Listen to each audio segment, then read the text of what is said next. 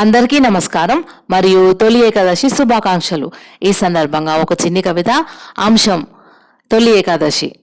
సర్వాంతర్యామి యోగముద్రకు ఉపక్రమిస్తుండగా అలసటెరగని సప్తశ్వవాహకుడు దక్షిణ వాలుగా పయనమారంభించిన వేళ పగలుతో రేగి సమయాధిక్యంకై జరిగిన పోటీలో నెగ్గి అధిక నిద్ర గడియలు పొందినదే శయనైక ఏకాదశి. ప్రకృతిన జరిగే మార్పులు కుంటుపడనీయని జనజీవనానికి రోగపీడలను భరించుటకై శరీరాన్ని మనసుని బలోపేతం చేయడమే లంకనం పరమౌషధంగా మారినది. నూతనోత్తేజం సంతరింపుకై జన చైతన్యం నొందడానికి పేలపిండి నైవేద్యంగా ఆచారంతో మమేకమై ఆరోగ్యం అందించే వరప్రదాయినిగా మారినది. గోపూజ పశుపక్షాదుల సేవ చేసి తరించాలని, కరువు కాటకాలకు తావీయకుండా పాడి పంటలను పెంచాలని ప్రాణి పట్ల దైన్యంతో నేర్పినది.